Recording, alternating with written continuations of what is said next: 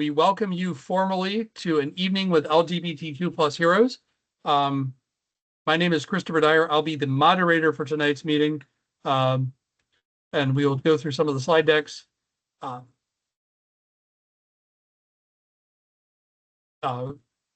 And our first up is, actually, we're going to give you guys a few more minutes to start while more people are getting in. As you can tell, I really do this a lot. I'm more used to being the presenter to these things, but we've embraced modern technology as we moved. We certainly didn't have these types of things back in the day when I started organizing prides, and it certainly has made things a lot interesting. We had email, and that was enough, right, Jose? Yeah, that's true. Right. The world has evolved, Chris. Right. And Vince, I don't even know what we had back when we started organizing. I'm not going to say that we're phones, flip phones. Yeah, I'm not going to say we're old because I don't have to. We're young. We're young. And for those of you who are joining us and watching and have never been experienced something that I've organized or moderated, my default is snark, but I do take the work we're doing very, very seriously. So, and no, it's really, I mean, this is just, this is amazing. The folks that we have on this panel are absolutely amazing. And, the fact that we are able to do this work is really, really, it is sustaining. It's been sustaining. It's been one of the, the joys of my life that I've had the honor or just the privilege to sort of hang out with these guys, and they tolerate me and contribute to some, in a small way, to the advancement of our movement in equality and social justice. So with that, I don't know, people are still coming in. We got 10 folks who have signed in. Thank you all. Please note we're in recording. So panelists, please do not swear too much.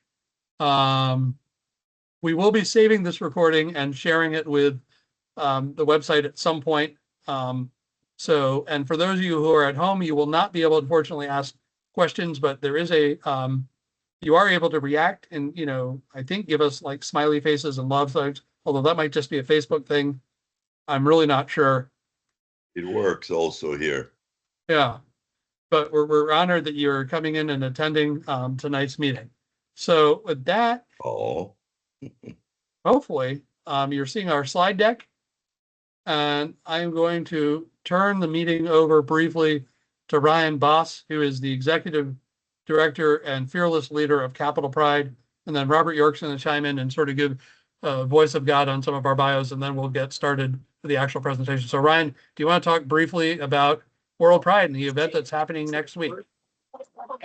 I sure will. I hope everyone can hear me okay. Is that Yes. Yes. Wonderful. Well, I want to echo Chris's sentiment. Thank you for joining this evening. It is a great privilege, as I've had my tenure, to be able to be exposed to more heroes that have been involved with Capital Pride over the many almost 50 years that Pride has been celebrated here in DC. Before going on, I will want to make note, we all are feeling a lot of different emotions from this past election. Our community is feeling a lot of fear and anger, and organizers and leaders have already started to come together to really galvanize, learning from what we had to deal with in 2016 and hopefully improving on that as we move forward into 25. That also goes with World Pride. World Pride is going to continue. That was one of the biggest questions we've been getting over the past year and a half, is what happens in the election.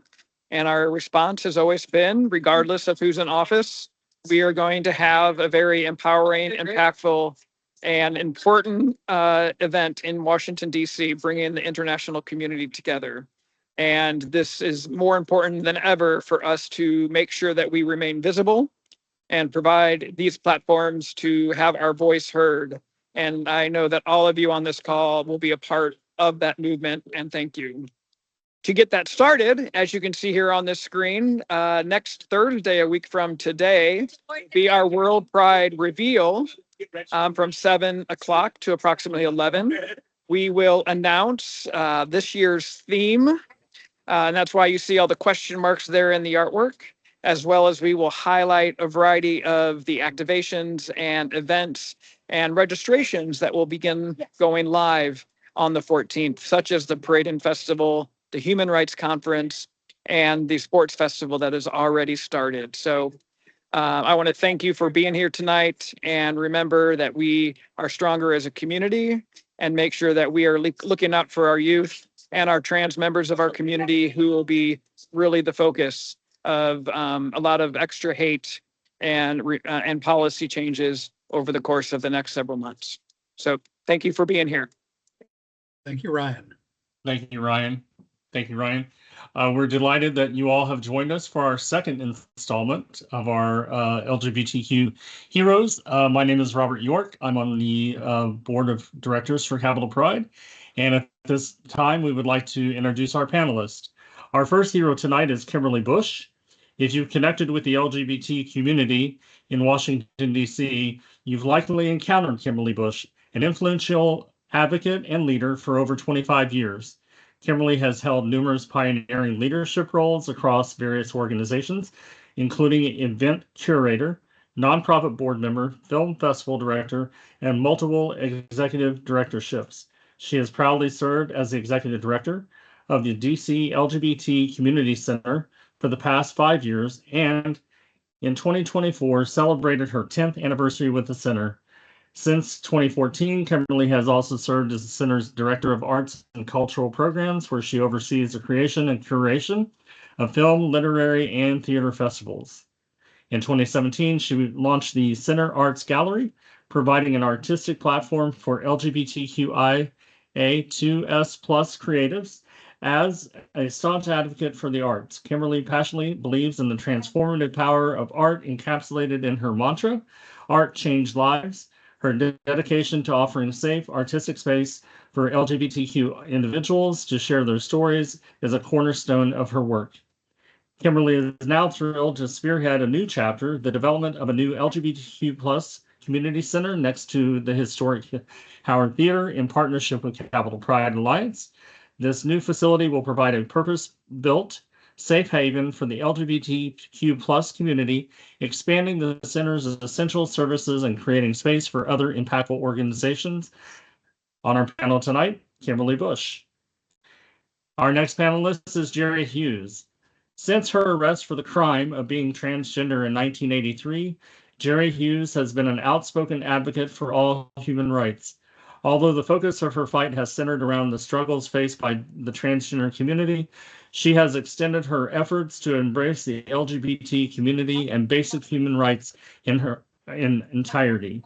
She was among the first to promote direct action within the community to expand the existing domestic partnership laws into full-blown marriage equality. Ms. Hughes initiated and filed a complaint against the DC Department of Corrections with the Office of Human Rights, while simultaneously engaging the collective LGBT community to participate, resulting in a shift of DOC policy respecting the rights and dignity of transgender prisoners. Ms. Hughes participated with the effort to reform policy within the Metropolitan Police Department, resulting in a new general order respecting gender identity and expression. Ms. Hughes has also worked to address discriminatory employment practices targeting the transgender community and is currently employed as a workforce development specialist at the American Job Center headquarters, and she has also served as an active volunteer and member of several advocacy groups in DC. Welcome to our panel, Jeri. Our next panelist is Vince Miccone, a 32-year veteran of federal civil service and longtime activist in Washington's philanthropic and LGBTQ+ communities. Vince Miccone is a 32-year veteran of federal civil service and longtime activist in Washington's philanthropic and LGBTQ+ communities. Vince is the Deputy Assistant Secretary for Operations for the U.S. Department of Labor. In this role, he provides leadership for business operations, procurement, human resources management, civil rights, emergency management, security, administrative services, facilities, and employee safety and health. He is also the co-chairperson of the combined federal campaign of the National Capital Area that has raised over $800 million in charitable contributions. Vince was appointed to the District of Columbia Commission on National and Community Service and served as the commission's chairperson. Vince has served as an elected commissioner on 2 advisory neighborhood commissions and is currently a candidate, but I think that has changed since Tuesday for his current neighborhood in 16th Street Heights. He has served in a variety of ways for our local LGBTQ plus community, including Whitman Walker Clinic's board, Pride volunteers since 1991, including chairperson of the Capitol Pride Festival in the 1990s, and currently a VP of operations and treasurer for the Capitol Pride Alliance. Welcome to our panel, Vince. And our last panelist is José Alberto Uclés, works at the U.S. Department of Transportation as the Hispanic Outreach Spokesperson and Public Affairs Specialist for the National Highway Traffic Safety Administration. He provides life-saving traffic safety messages to more than 62 million Spanish speakers living in the U.S. To this goal, he helped create the first NHTSA in Espanol website. He is the recipient of the NHTSA National Diversity Accomplishment Award.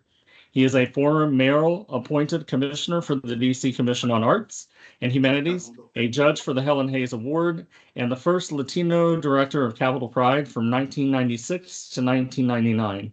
He is currently volunteering for the Arts and Culture Committee of World Pride 2025, and he is married to Tom Knoll, and their outgoing personalities as a duo, colorful and whimsical fashion style, as they are called DC's artsy fashion peacocks and connectors of people, sought after advisors and helpers in our community, advocates and influencers in the DMV arts, cultural, theater, LGBTQ plus, fashion, diplomatic, and philanthropic scenes. Welcome to the panel, Jose, and I'll turn it back over to Chris, our moderator, and thank you all for being here tonight, and we look forward to a lively discussion about our history. All right, thank you, Robert. And panelists, thank you, panelists. Our first question of the night will go to Kimberly Bush. The first round will start. And the question is, what was your first experience at Pride? Oh, well, thank you again for having me, Chris and Capitol Pride Alliance. And always, again, thank you for bestowing the honor of being Capitol Pride Hero in 2019. So my first experience with Pride goes back many years. I'm not going to date myself too much, but goes back a long, long time ago when I kind of sort of first moved here from New York.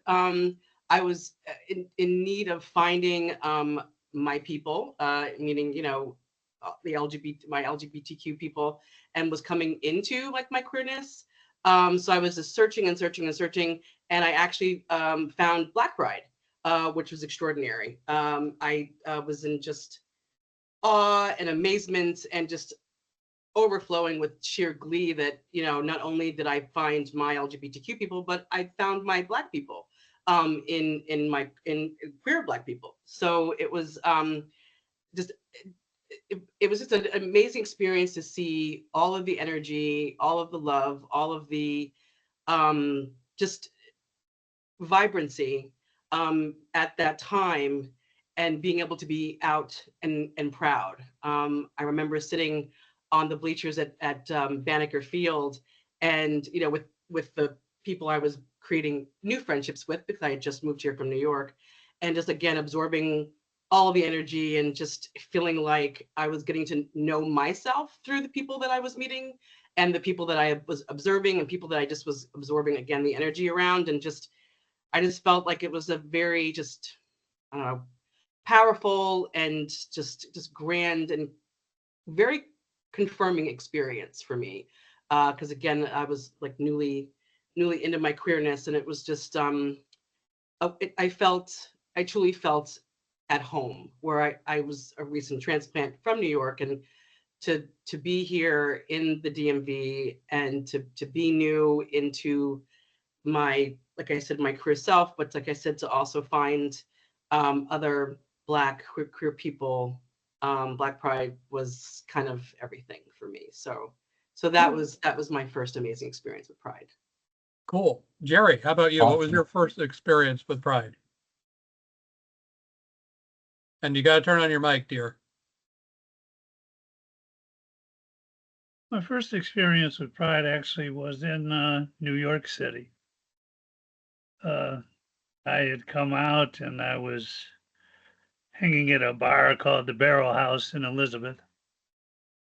And I ended up going with the other patrons of the bar into Manhattan for the gay pride celebration in the early 80s. This was before the AIDS crisis. And it was unique, and I marched alongside Ed Koch, and his bodyguards didn't want the queens around him. He was a little butch, so I wasn't really welcome, but that was all right. It was a unique experience. The most important thing, I was with friends and I was coming out. That was my first participation with a pride ceremony. But I really think pride is more than the parades and whatever. It is coming out. It's being open, and I had quite some experiences later where the community bonded behind me. And I feel that was really the pride in coming out. Thanks, Jeri. How about you, Vince? What was your first experience with pride? So my first experience in Pride was in LA, but I was still largely in the closet and just in the process of coming out. My first experience was the next year, actually, in DC. I had moved to DC for one semester of graduate school. It's been a very long semester. I've stayed since 1991.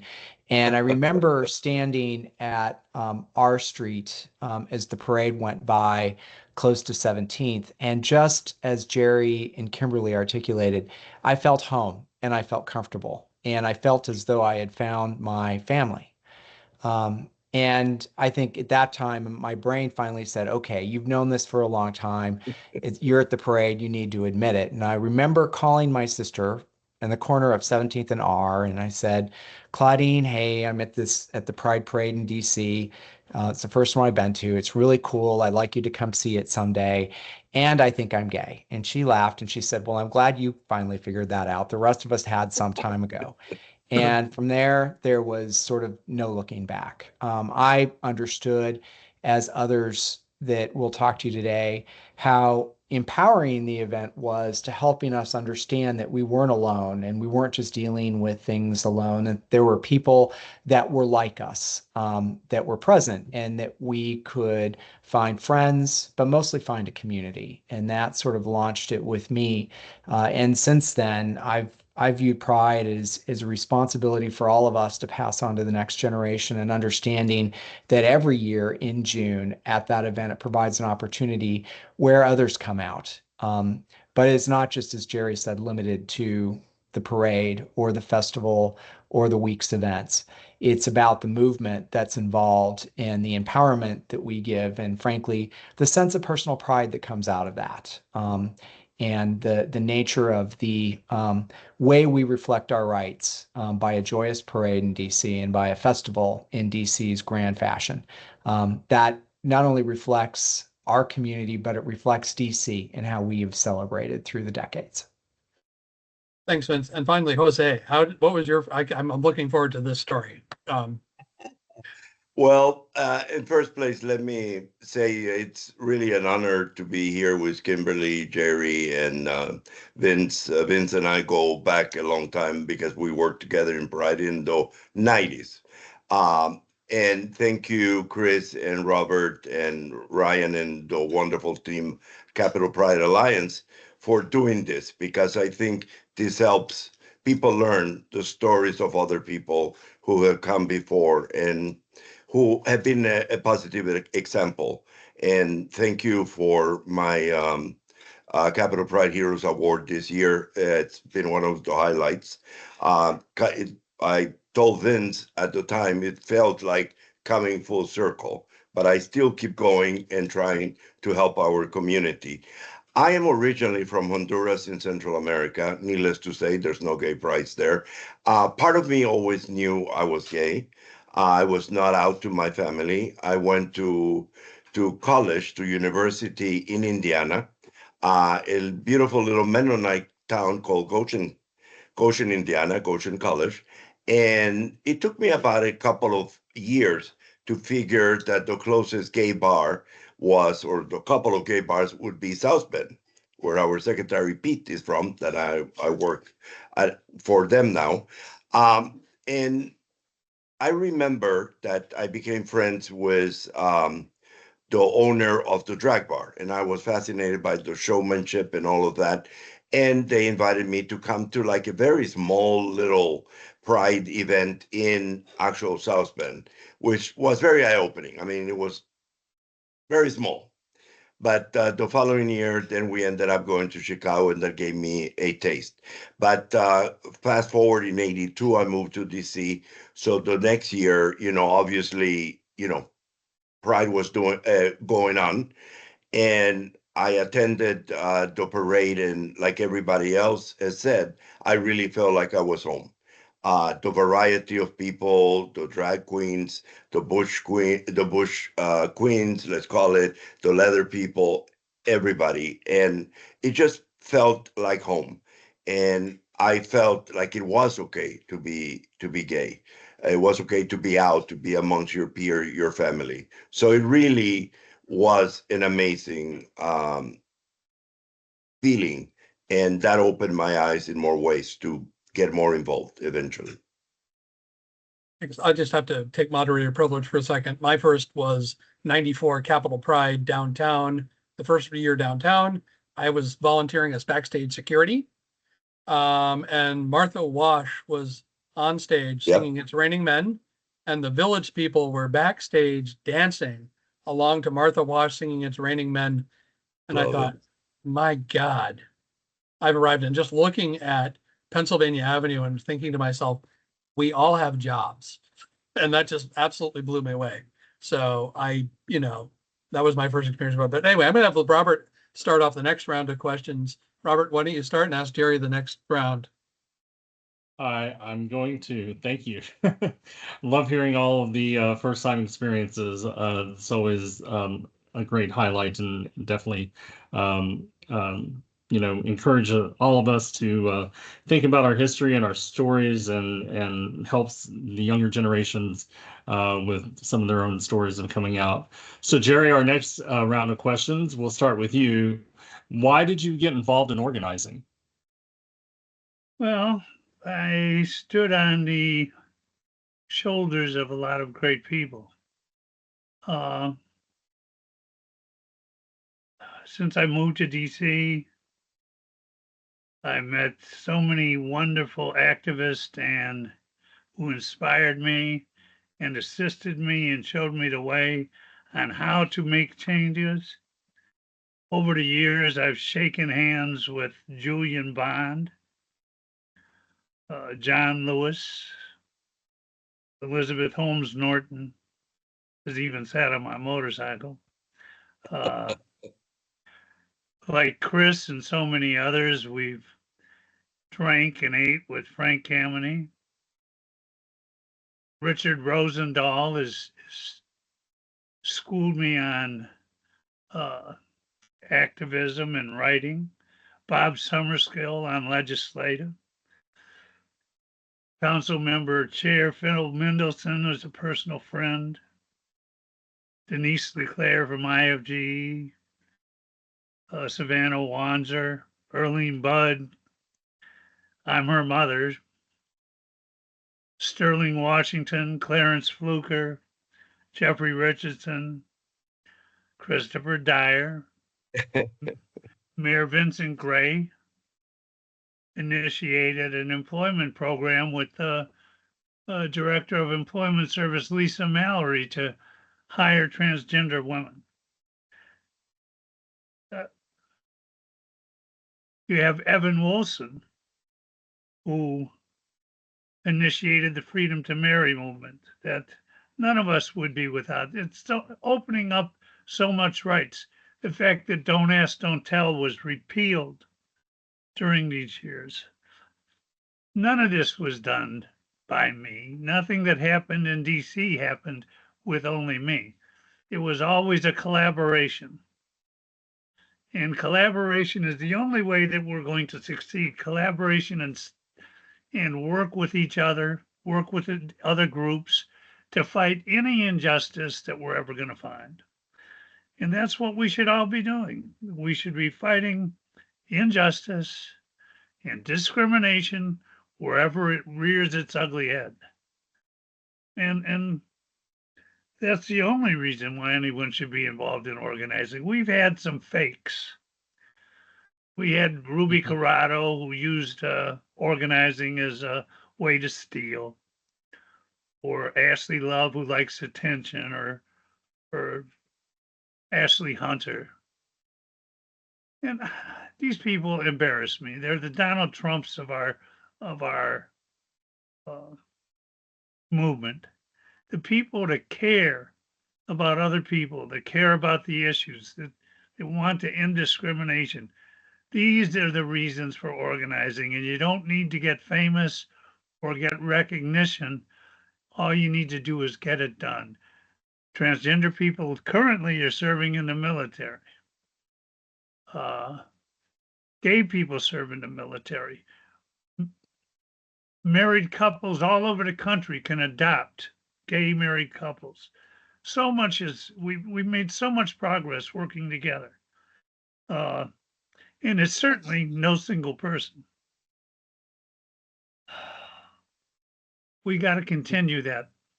That's the reason for organizing, to get things done, to end discrimination, and to leave this world a little better place. Thanks, Jeri. Thank you. Thank you, Jeri. Hey, Vince, I'm going to ask you the same thing. Why did you get involved in organizing? I think you talked about it a little bit earlier, but maybe expand a little more. Well, it probably even before that. I came of age during right smack in the middle of the AIDS epidemic. And 2 weeks after my best friend turned 21, I found out that he had died of pneumocystis pneumonia. And I didn't even know that he was HIV positive. He had done such a good job of covering it up. And it saddened me so much to lose my best friend at that age, but also to realize that he couldn't look to me as someone that could be trusted with that information. And even before I was out, it motivated me to do something. So at the time, I was in college in Arizona, and we arranged the first HIV/AIDS educational program at the university that I went to on the campus. And it was rather scary thing to do at that time, given the state of the discrimination. But it really, to me, was a sense that, as Jeri and others point out, there are times when you have to stand up and you need to make sure that voices aren't forgotten, and you need to take your step in a very long journey of equality. I think, we've all heard that the famous quote from Dr. King, that the arc of justice is very long and the road is not entirely straight. But much of what I've done in my life and my activism has been dedicated to Carl and so many other voices that aren't here right now. It inspired me to, as I came out, to help establish the first employee resource group at the Department of Justice. We didn't even meet at DOJ. It was too scary. We actually met at UDC's campus when we first pulled together the organization. And to see now employee resource groups around the government and around the country, it really, and knowing that our job is not done, is a sense still that inspires me, of the people who are willing to stand up and be role models for others. But all of that for me comes down to my friendship with Carl, the loss that I had of someone so young passing, but understanding that by being out and by creating opportunities for others to be out, it would be a very important way that we could fight the isolation and the loneliness. And by more voices being heard, we could finally take action to make HIV and AIDS something of the past. And so that's what got me marching down this road. Thanks, Vince. Thank you, Vince. Thank you, Vince. I'm just going to throw in a little bit about my story because Vince, you just reminded me about why I got involved. And it's because we had a very, very talented costume designer at Cameron University, my very first year of college in Lawton, Oklahoma. And I remember us breaking for Christmas, and we found out that he was in the hospital with pneumonia.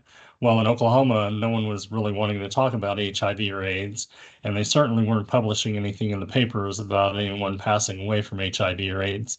And so my friend Christina and I went to go see him at the hospital, and I remember us getting to the nurse's station, and she said, "Do you really want to go see him?" And we're like, "Yeah, we want him to know that there are people that are still, supporting him." And she's like, "That's really not a good idea. He's very, very sick." And so they wouldn't tell us anything. And I remember us getting to his room, and he was mortified that we showed up to say hello, and he was trying to protect us. I think that's what Christine and I came to realize after that was he really wanted to protect us from, how sick he was, but also the stigma that was around that. And ultimately, he died about 5 weeks later. And so I think for Christina and I and other people that knew him really well, it kind of engaged us to be activists because we didn't want to see anyone die alone like he did. And so now I'm going to ask the same question to José. Well, it is really wonderful hearing all of your life experiences helping in our movement. And mine actually was also, like you, Robert and Vince, it was part the HIV and AIDS epidemic. I came to Washington like mid 80s. So, I mean, things were pretty bad. There was a lot of problems going on. Also, the discrimination was horrible. Despite being of a Latin Catholic background and a very strict home, my grandmother, who was Italian, was loving and open and caring to everyone. So I never saw the logic behind people being so um, putting other people down and being prejudicial. Definitely the part about AIDS, having read history about pandemics and things that had happened in the past, I I felt heartbroken because I lost several friends to that. Matthew Shepard happened. So many people were being attacked at bars, coming out of bars, Stonewall, all of that. And I just, and the history, because I'm a history buff, that just made me want to be more involved. Um, and, it came full circle when later on I working for the Whitman Clinic. I chose to work at the Whitman Walker Clinic, and I was part of development because of their great work and through friends that I met at the Whitman Walker Clinic gala, let's say one time, and then their labor P flag. I mean, I thought what they were doing was tremendous HRC. And I felt that that was part of my calling at that time, was to try to help in whatever way. And it's so funny because now people sort of call my partner and I connectors of people. Even at that time, to me, it was about all of us coming together. So eventually, Whitman Walker Clinic got with 1 in 10 got a Capital Pride. And I had the great fortune of having a great president of the board like Vince was, and having amazing people working at the clinic. At that point, it was Jim Graham. And it was just a perfect opportunity to try to bring all of our worlds together. Because I never understood the prejudice against drag queens or dykes or the drag kings or leather people. So it was about a celebration of the variety of the diversity that we all are.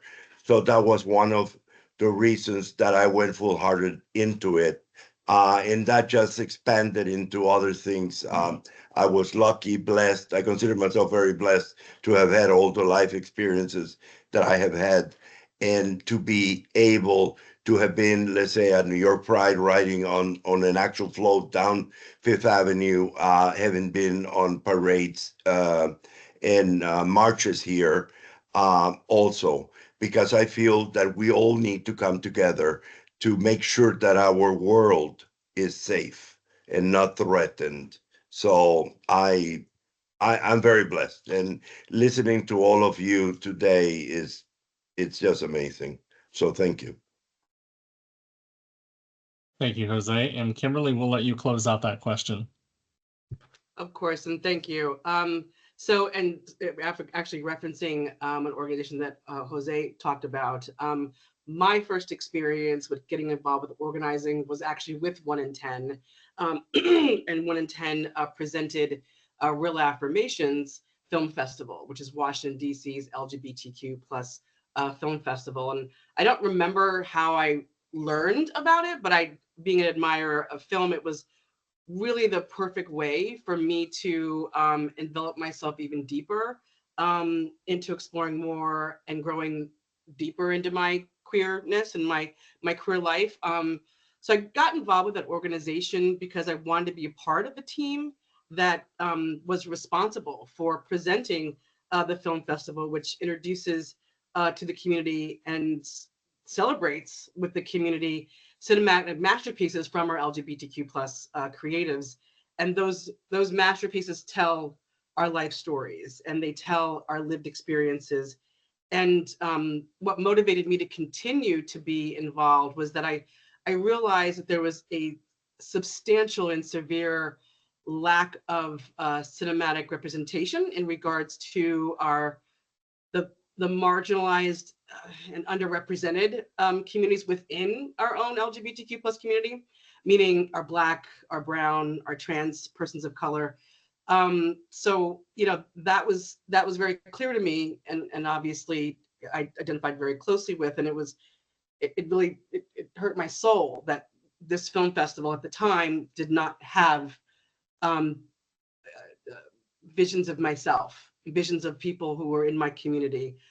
So I made the decision that I wanted to do more and do better and be more in this realm, and take on a leadership role of curating the first women's and African American film screening series, and created that as a permanent fixture of the film festival, which, you know, of course, I then expanded and I was able to incorporate more trans and non-binary film and cinematic masterpieces and celebrations, and, you know, filmmaker roundtables, because all of that gave the opportunity for more connection and more conversation with our community.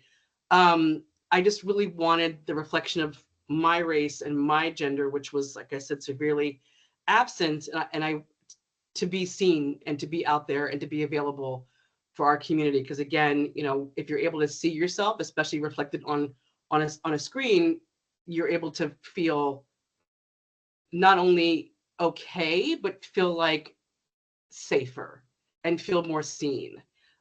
So yeah, that was just the beginning of, again, expanding representation of Black, brown, and queer and trans individuals in the community in regards to the arts. And that's kept me going ever since, wanting to organize, wanting to bring our people together, wanting to do more, wanting to be more, to be able to support and provide just peace to our people. So that's pretty much it.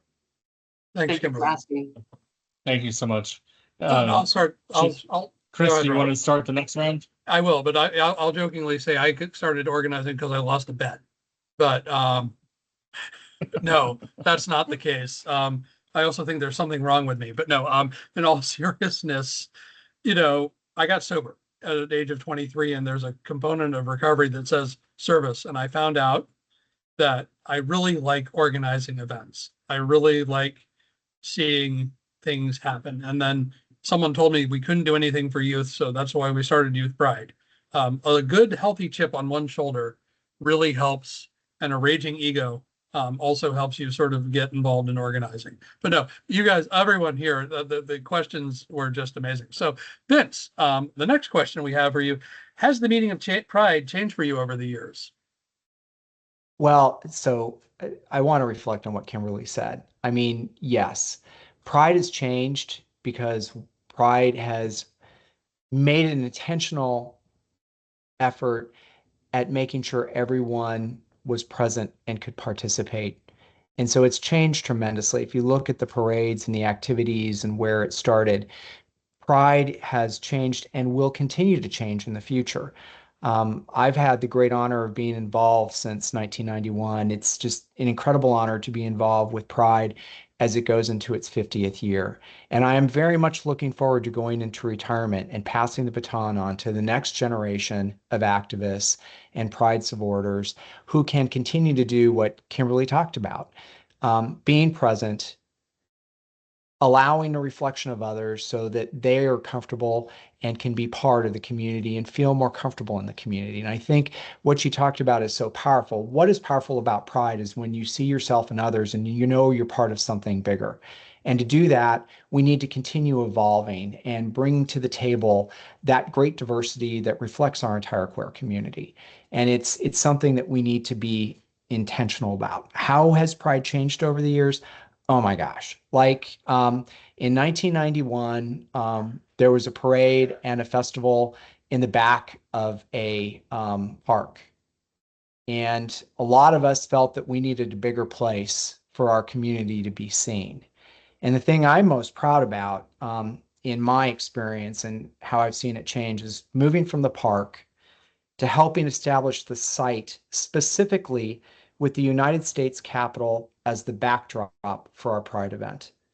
That took a lot of work, but was an intentional decision that was made because we wanted to send a message, not so unsubtle, that we are part of the fabric of this nation. Every single person who goes to that festival, when the parade ends there, we are part of a community that is reflected by that building. And we are going to show our joy and our pride in our community in front of that building, in front of one of the temples of democracy.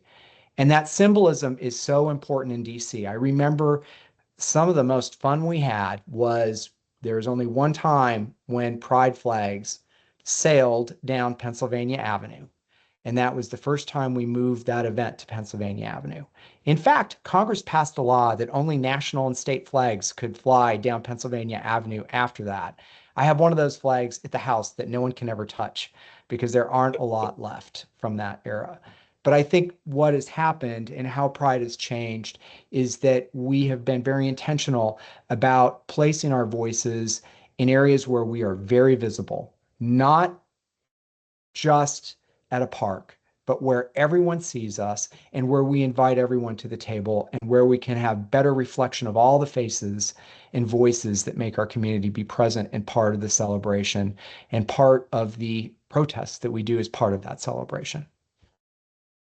Thanks. Jose, how has the meaning of pride changed for you over the years? Oh, tremendously, because I was a neophyte coming out, way back when I was in Indiana, having come here, seeing it evolved. And I think I feel like Vince, one of the most emotional things to me was when, even before I became director and even before I was with the Whitman Walker Clinic, was seeing it go from, that park to Freedom Plaza, I think it was at the beginning, and then the dream that we could do it on Pennsylvania Avenue. And Vince and you and Robert and a lot of us worked in making it even bigger as it is now. And to me, you go through all those eras. We're talking, I've been here 40 years, and it's the amount of people that come out, the popularity, which I think is a good reflection, and the variety of people that are there. I see families with their kids, and the acceptance and how they cheer. Tom and I have encouraged our straight friends to bring their kids out, and even some people that might feel that they are queer, that were not as comfortable, have come out and expressed. And then the next year, they're in the parade involved with some group. So to me, I think that visibility and, I mean, Deacon McCubbin started it here in Washington, but I give the credit and the laurels to all of you, to everybody who has come before us, who has done it, because as we all know, and we have been involved in so many different groups, it's not easy. Finding that acceptance. I remember knocking on every government door, DC government, to get the permits and get everything and the plans for Pride. And to me, the way that it has changed the most is what is going to happen in 2025. So it was no brainer that I should be involved in the arts and culture, and specifically theater, because that's one of my passions and love. And even when there were talks that Capital Pride Alliance was pursuing getting World Pride to come here, it was like a dream, because years before, Marvin Bowser and a group of people were trying to bring the Gay Olympics here, and I just thought, I love Washington. I came to Washington. I'm dying here. I don't want to go live anywhere. I want my old age here because I love the city. I love the energy, despite the politics and despite what you see sometimes. I love the energy, the international feeling, and the fact that there is some acceptance, except for some politicians. But the fact that we're going to have World Pride next year here, and that we're expecting 2 to 3 million people to come. And I think they will come. And I think due to results of the election, we probably will get even more people supporting what we are trying to put on together. Because it will be harder, but it's doable. And that, I think, will be the biggest change, where we all come together and give the world the best pride possible. And I love my city. I mean, there's no better time than Pride, and I admire, having been director. I admire Ryan and the team behind June and Ashley and the whole the board of directors and the volunteers and all of you who have done it for so many years, to be able to give us that amazing gift that you give this city. And it has, you will be surprised how it has helped so many people come out, accept themselves, love themselves, and be able to talk to their families. And then the other big thing to me is how the straight ally, the family, comes and supports us now also. That is a big deal. So thank you from the bottom of my heart to all of you, and let's keep the good fight going. And if I may say one more thing, I was very proud of Capital Pride Alliance, that right after the election, the next day, they put an email, they put a testament that this will go on, and that we are united as one, and we will be okay. I thought that was precious, and I'm glad that to be involved with all of you. Thank you. Thanks, Jose. And, this is my hometown. I wasn't born here, but I've been in DC almost my entire life. So it still makes me giggle that I can walk down on Pennsylvania Avenue. And I never went to the Prides in the Park. My first was downtown, but it just is amazing. But anyway, Kimberly, I'm sorry to jump in there. I'm being a horrible moderator, and I'm interjecting my own opinion on things. But Kimberly, how has the meaning of Pride changed for you over the years, or has it? So yeah, you're next. It definitely has, because like the majority of you, I've definitely have experienced Pride in the Park. And as I mentioned before, there's a point in time where Black Pride started out in Banneker Field, and so I'm proud of, and the evolution I've seen is the expansion of what Pride actually looks like. and not just physically from parks or to hotels, but Pride now, I feel, is more inclusive and more diverse, because there's a point in time where there was not trans pride. There's a point in time where there was not silver pride. There was definitely a point in time where there was not youth pride.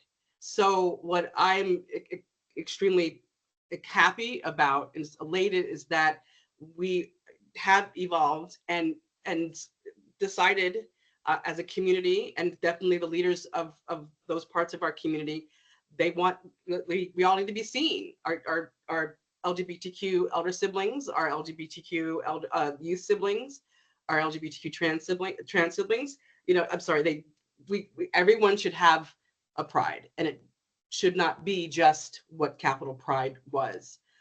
So I do see that over the years that we've made some distinctive decisions that Pride needed to be not just what it was, and evolve and represent, you know, all of our glorious LGBTQ plus siblings. So that's how I've seen it change over the years. And of course, you know, we've also changed in regards to all the achievements that we've made in terms of, you know, human rights protections, the Respect for Marriage Act, just all over the years, we've just evolved and just have done such good work that I'm extremely proud of to be a part of. So yeah.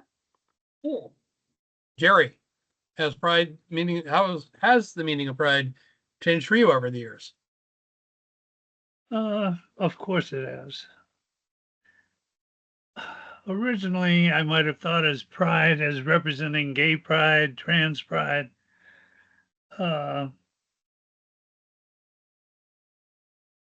It doesn't, I'm not affected the same way.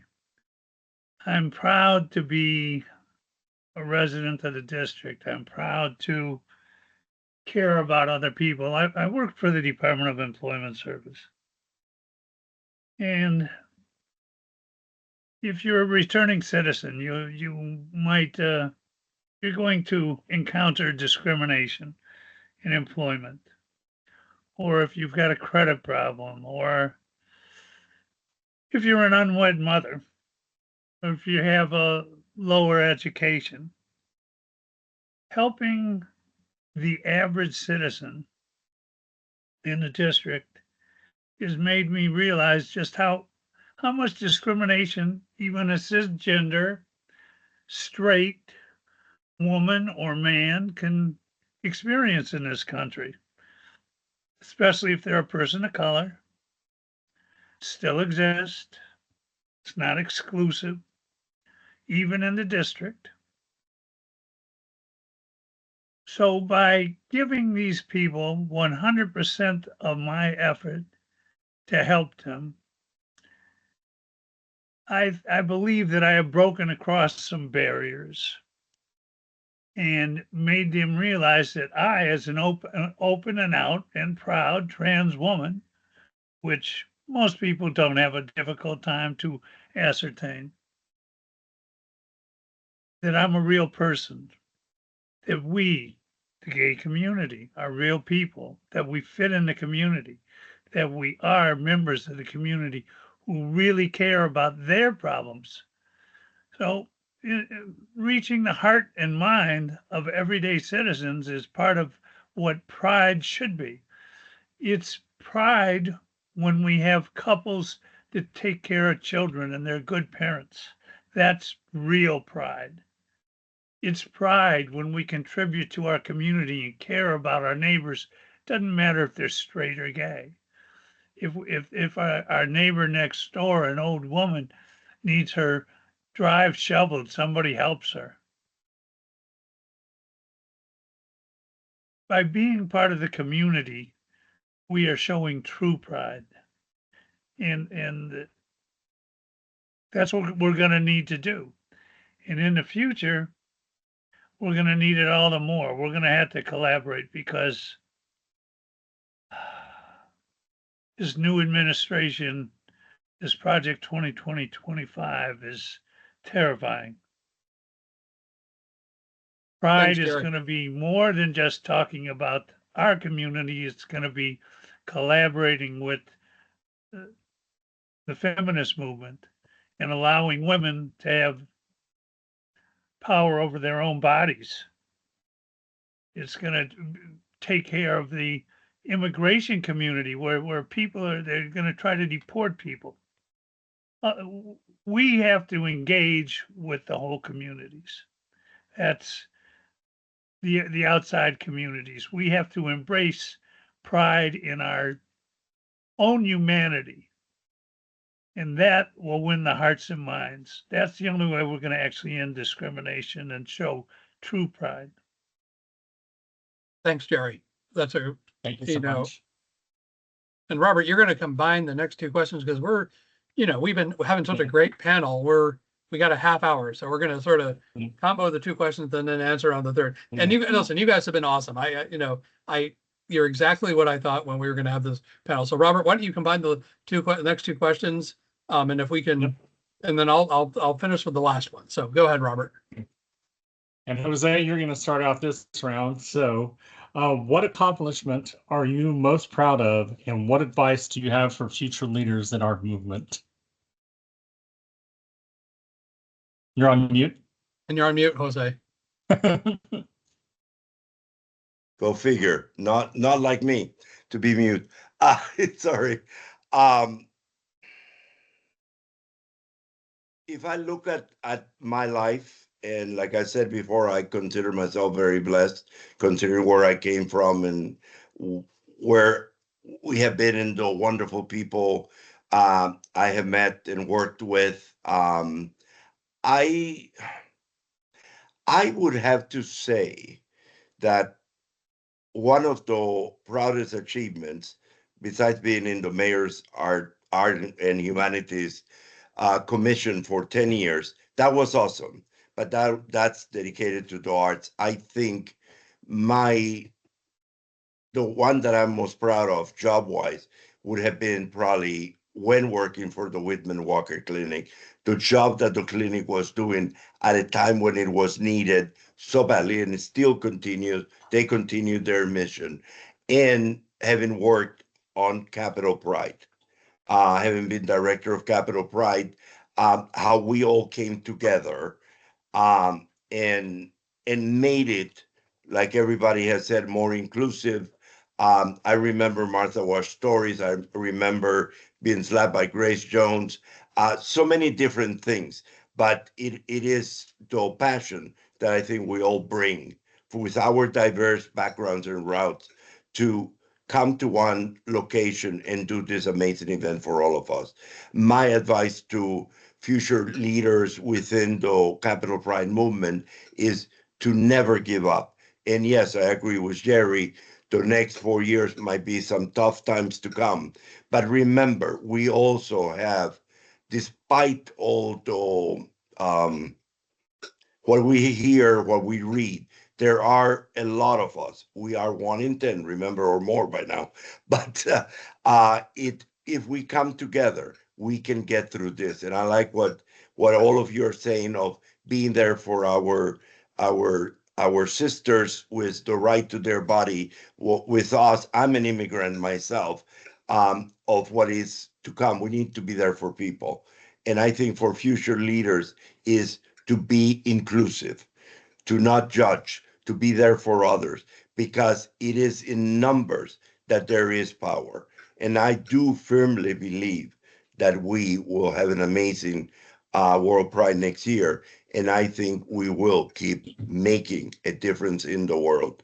And that is actually my prayer, is that we're able to survive and that we continue with the amazing leadership that we have had at Capital Pride Alliance and the amazing volunteers that I get to meet in so many different walks of life that bring us together. Thank you.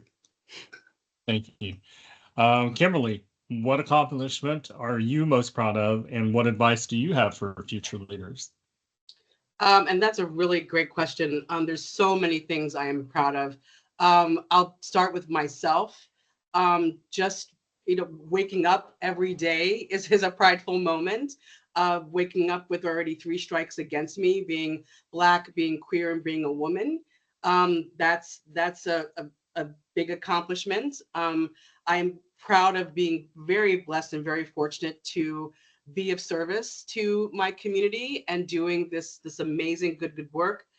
I'm so proud of how far we have come as LGBTQ plus humans and all that we've accomplished as a community. I'm very proud of our most recent accomplishment of creating a new LGBTQ plus community center, because we'll be able to expand our current life and human services, supportive services offerings exponentially. And we'll also be able to be co-housed with, game-changing and extraordinarily impactful other LGBTQ organizations. So we'll be able to uplift and support all of our LGBTQ plus siblings under one roof. In that joining together is just extraordinary, and I'm very proud of that. The advice that I would give to any and everyone is do not take no for an answer. And definitely do take a seat at all the tables. And I'm very clear, if that seat is not there for you, get your toolbox out and build that seat. Because it's integral, because people won't give it to you. They definitely will deny you. And you just cannot allow that to happen if you want change in your life, if you want change in the life of your community, if you want change in life in the world. You cannot take no, and you've got to make a seat for yourself. There's an inspirational statement that I'm about to paraphrase that I also like to pass on and pass on freely. And it talks about taking the energy you put towards worry and putting it into believing and becoming. I hold that affirmation very close to me. And again, I want to tell the world about it, because when you worry and you let stress overcome you, it doesn't serve you. It doesn't serve those who you hold dear to yourself. But I find that remaining peaceful, calm, focused, and confident, and believing in yourself, believing in your vision, you can become and do and be anything. I also would tell people, as best as they can, walk with intention and gratitude. Those two things will go a long way, not just with your own spirit, but with how you're able to be of service, in the world. So that's what I would tell future leaders. Thank you, Kimberly. Jeri, we're going to throw it over to you. What accomplishment are you most proud of, and what advice do you have for future leaders in our movement? Oh, my accomplishment is, I suppose I'm most proud of inspiring hope and direction to my customers, the Department of Employment Service, where they were able to obtain positions that could support them in a decent lifestyle. They can make a living wage. But I don't take credit for those jobs. The efforts were made by the customers to obtain the jobs, and they possess the skills. So it's not really my accomplishment. All I did was direct them.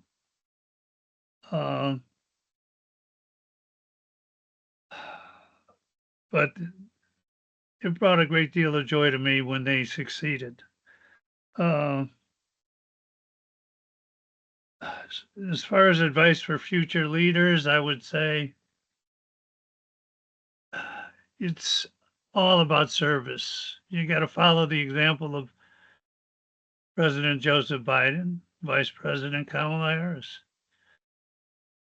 Their lives have been devoted to service of their constituents, in service of this country. Their recent speeches reflected that greatly. Give service to the people, care about the people, all the people, even the uninformed, ignorant people that voted on the wrong side. we are all going to need help. There's going to be this nation is in serious trouble. We don't know what's going to happen now with Ukraine, with the domestic policies. There could be a wide depression once these tariffs go into place. Every economist foresee it. So there's going to be a lot of trouble in the future. We don't know what's going to happen to this world. We have to serve. We have to serve the people, the benefit of the people, the good of the people. And if you're any kind of a leader or an activist, that's what you got to aim for. Serving all the people. Thank you, Jeri. Thank you, Jeri. And Vince, we'll let you close this one out with your what accomplishment are you most proud of and the advice that you have for future leaders in our movement? Well, look, like all the other panelists, I'm just honored to be playing a very small role in this movement, a very tiny role. But one of the things that I'm most proud of, to be very honest, is bringing people to the table for Pride. People like you, Robert, and you, Jose, who actually I hired to be our executive directors. Diana Mason, who served, and also with Ryan. It's that sort of leadership that helps inspire others to get involved. And I agree with Jeri. I think the advice I have for others, and I perhaps take a more optimistic view of things. My story is my parents met after World War II. My mom was raised in Nazi-occupied France, and my father came in after D-Day and was part of the force that helped free that part of the world during a very bad time. And what my parents left me with was an enduring hope for the very best instead of the worst side of humanity. And understanding, as Jeri said, that the key to that and the debt we owe for all that we've received is to care for and serve others. And at times, even if they don't want that, to be there. So I think what my advice to the next generation would be is put your damn phones down. Talk to people, don't text them. Know who your neighbors are. Help the person who might need their lawn mowed one day or who might need the snow moved in front of their home. Look for people who have need and see how you can fill that need, because through service, you may be impacting a life in ways that you have no understanding of the impact that you're making. And as Jeri said, we never will, and it's all on someone else. But by harnessing the energy that we can in the community, by harnessing the positive feelings of pride that we have, it will be the key to our continual efforts to change minds and hearts and make a difference in this world and make it more welcoming for others. And so that's where I'm proud of the people that I've been able to work with and help bring to the table of pride and get them involved in doing great things like Chris did, and all the others here. And what advice do I have is do more than just tweet about things or Insta about things or comment on Facebook. Get involved with the people around you in more profound and meaningful ways, and get beyond the blocks that you see in Teams meeting and Zoom meetings, and really find the humanity of the people who are around and who are with us. Thank you, Vince. And yes, that is a true story. And I will say, never give up. I actually applied for the position 3 times, and I got it on the 3rd time because I was in that position where I was like, I really want to do this. And so that would be my advice. And so thank you, Vince, for bringing a lot of us into the fold years ago.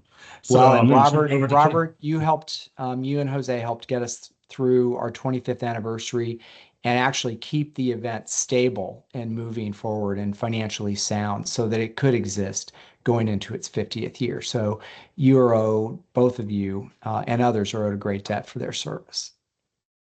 Thank you. Thank you. Thank you. We're all in it together, and it's been an honor and extreme pride to serve, alongside so many incredible people, those that are with us and those that are not with us. And so with that, I'm going to throw it over to Chris for our last question. Cool.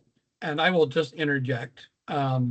future advice for leaders, it is remarkably easy to get involved in this kind of stuff.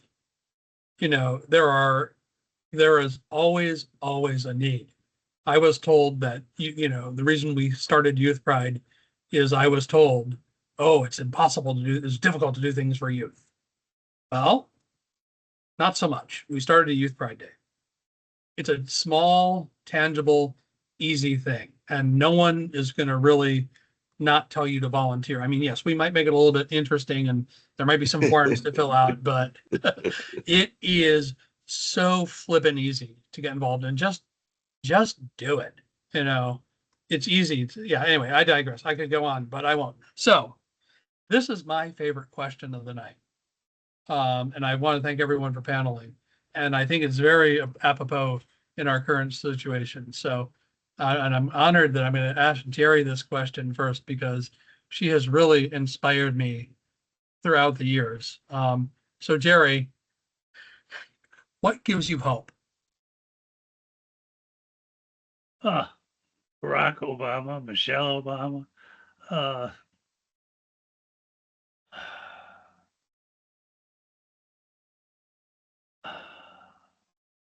There was a movie I watched called Secondhand Lions, and in it there's a speech and it talks about you have to believe that goods will overcome evil, that power and money mean nothing, and that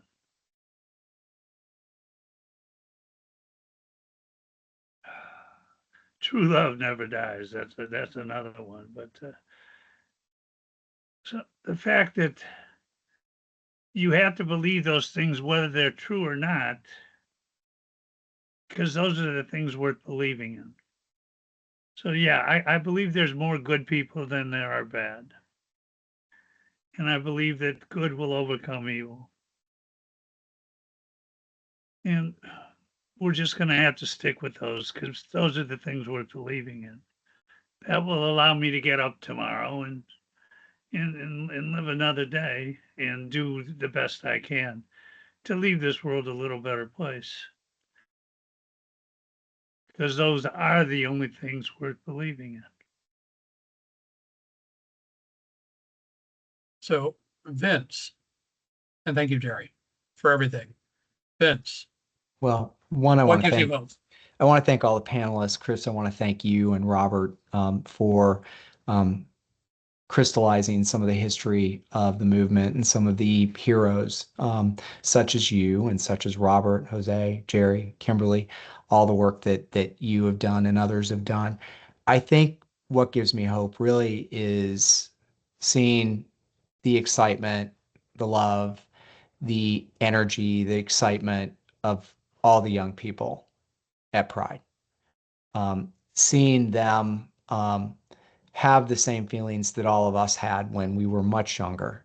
And that energy and the vibrancy and what they're going to do to bring forward the values of our community. That's what gives me hope. Because it's I think as Jeri said, it's important for us to understand, you know, the hope and love and what you do to others is really all that you can do. But what all of us can do in this generation is leave something for the next generation to take and to build and to grow and to change. And that's what gives me hope. Excellent. José, Okay. thank you. Uh, Thank you, by the I way, for being on this and being fantastic. What gives you hope? all of you, to be honest, and thank you for doing such a good work between you and Robert, and for everybody on the panel. Indeed, like Vince said, I mean, if it were not for wonderful people like all of you, we would not be where we are. And I thank you. One of the things that really gives me hope And God knows I was quite depressed yesterday after the election, like a lot of us were, because again, there is the fear, the worry, but let's never succumb to fear or worry. I still believe in a positive energy that positive energy can bring to the world. And I do believe, as I was raised by my grandmother, to love each other and be of help and of service and, try to unite people versus divide. So what gives me hope is actually what a lot of us are doing, which is trying to help bring the very best world pride ever. I mean, God knows why he does things, and I have to respect that ultimate wish. But I think even us having world pride 2025 in our city next year, it's going to be a catalyst, it will be catalytic in bringing some change, because my hope is that it will be so big and we will have so much support, despite whatever obstacles might be put in our way, that it will show the world that we're not alone and that we all should come together. So watch and see that there are many supporter allies that are going to be there for us. And I think it will have an amazing effect.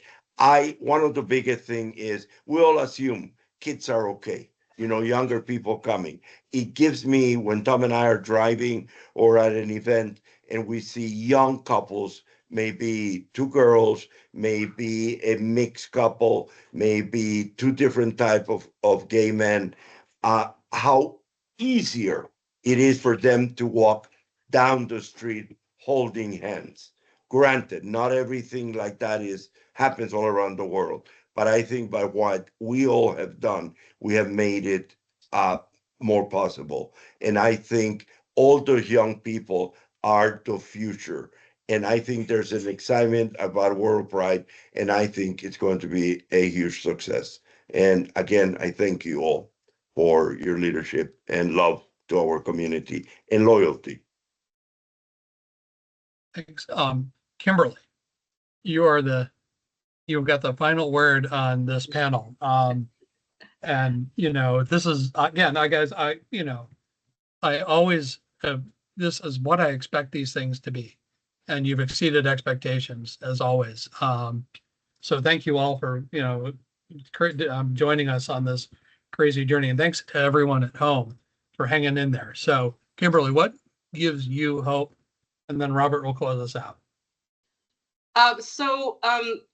Waking up every day with the fortune of being able to do this good work and playing an active role in the support system for our LGBTQ plus siblings gives me hope. I also have hope because I have firsthand seen, felt, and experienced the life change and the life shift in people's core from the moment they walk into the DC LGBTQ plus community center, which is an extraordinary space of respite, to the moment they leave, more cared for, more empowered, and empowerment. I'm going to tell a little bit of a story because it may sound a little odd. I'm going to say empowerment can come in the form of truly our free clothing closet and our free food pantry. It can come from just being able to change out of whatever you were in for the last 3 to 5 days because you've been in that shelter, and in a bowl of soup that we have from our food pantry and you haven't really eaten in God knows how long. And I've had the opportunity recently that I don't have very often to one-on-one take care of our LGBTQ plus siblings because I'm constantly in meetings, working all the game-changing to-dos and whatnot. I remain very much so seated in gratitude in general, but definitely when I have the opportunity to take care of our LGBTQ siblings and give them really good heartfelt care. So not long ago, I was able to heat up some soup and give the opportunity to an individual who was a victim, one of our community members was a victim of domestic violence, given the opportunity to explore our clothing closet And this particular person did have substantial other life challenges, being unhoused, struggles with mental health. But when they had an opportunity to have a seat on our couch in our cyber lounge, nice quiet place of respite. And by the way, she was also injured and on crutches. So it was definitely evident this individual has been a victim of domestic violence, on top of what we knew about this person. And I asked her, you know, what can I heat up for you? And I brought out several cans of the soup that we have for her to choose, because oftentimes our siblings do not have a chance to choose what they eat. And I wanted to give this person, obviously, that experience. So I presented the cans to her, and like her face completely lit up and pointed at this one can, the can of Italian wedding soup. And she said that was her favorite because she had been with us several times and had that. She had not smiled once up until that moment. And that just, that's hope right there. It was a can of soup from our food pantry. Granted, pretty yummy, but this gave her life. This gave her the ability to smile. And that time spent with us in this kind and giving space, taking in sustenance, gave her the power to continue with her day. And the continue of her day was making the trek across town in a very time-sensitive manner to go to the Department of Health to get new meds. So that just simple action of being able to give her new clothing, to be able to give her a bowl of soup, gave my spirit and my soul life. I was able to provide her with that meal that empowered her, and it may have been her only meal of the day. And that's hope right there. And we've seen her periodically since, and she is living a better chapter of her life. So, and then one last thing, sorry if I'm taking too long. It brings me such joy. And I don't have a chance to really hear a lot of our community members sometimes going in and out of our space. But when I do hear them, and I do am blessed to hear this, when they leave and say, "See you tomorrow,"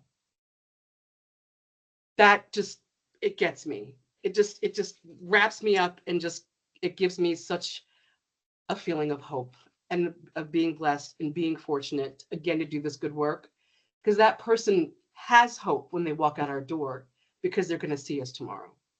So that's a very long story. I hope I didn't take up too much time, but that's hope for me. Yeah. Perfect way to close. You were more than fine, Kimberly, and thank you for closing that out. Just thank you. So I want Kimberly to build us all those chairs she's talking about earlier. Yes. And I got the toolbox. I was going to say, I think we need to replicate your toolbox, because I'm sure it has everything you need. So, yeah, so I just wanted to say, from all of us at Capital Pride Alliance, thank you. This panel has definitely shown decades of love, labor of love. We thank you for all of the blood, sweat, tears, the passion, and the heart that each of you have put into our community and to the work in our community. We just cannot say thank you enough. And we hope that everyone on this call would join us on January 7th for our third installment of History with Heroes.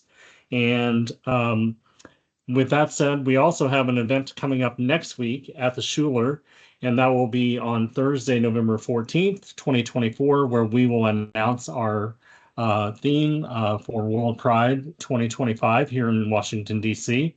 So please join us for that. And just closing out the night, please take care of yourselves and take care of each other. And remember that we have love and pride 365. Good night. Thank you. Good night, everyone. Have a great night. Thanks again. Thank you. Good Thank you, night. everyone. Take care, night. everybody. Thank you. Chris, or